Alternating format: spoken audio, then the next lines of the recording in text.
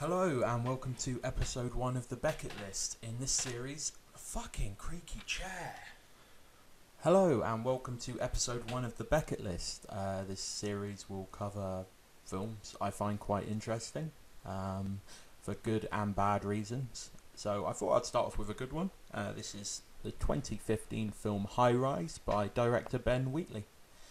Starring Tom Hiddleston, Jeremy Irons, Sienna Miller and Luke Evans, the film documents the several months in the life of the occupants of a luxury apartment building in a kind of pseudo-1970s England in a completely unknown area. The film mainly follows Hiddleston's character of Dr. Lang, a doctor of physiology, as he initially moves into the apartment building and begins meeting people, both on his floor and other floors. And it's through his interactions with them that we start to see the separate class layers made up of this. And eventually he is invited to meet someone purely referred to as the architect, played by Jeremy Irons, who is representative really of the very high levels of society. 99% of the film itself actually takes place just solely within the apartment building.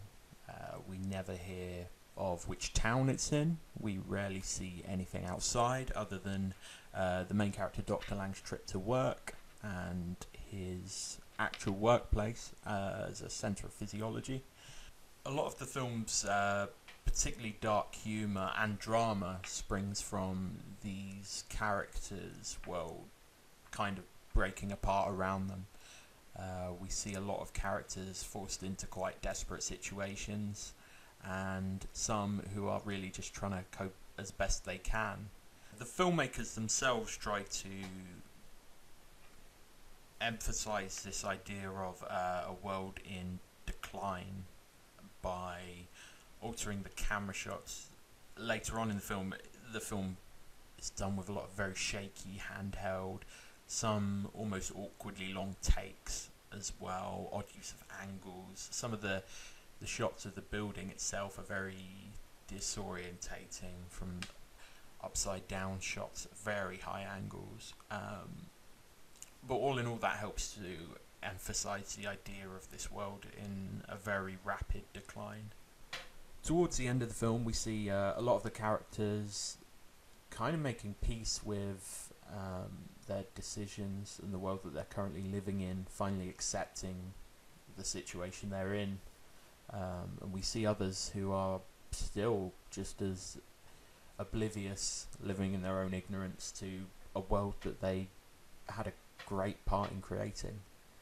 This balance between the kind of the dark tone of the film and the humour does bring a lot of the interesting aspects in the film to life. So this whole idea of the society just collapsing around everyone while they stand around arguing about throwing a party is what makes this film so interesting. It's such a bleak, surreal look at people and what people become in harsh situations.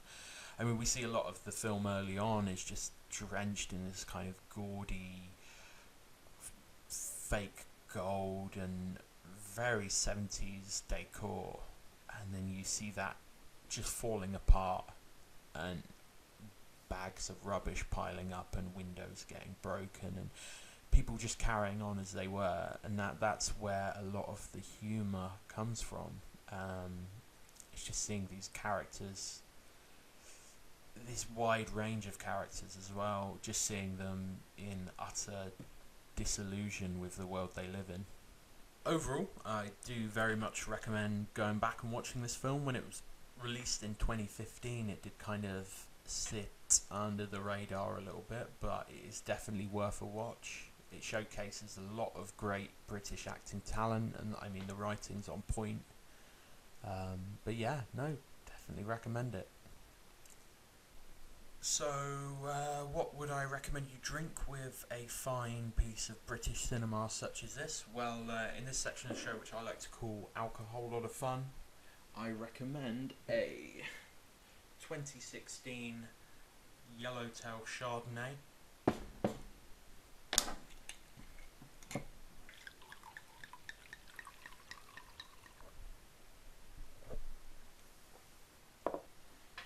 fruity. Anyway, in the comments, let me know what you thought of episode 1 of this series. I will try and bring out another episode soon. And let me know of any films you'd like me to have a watch or get my opinion on.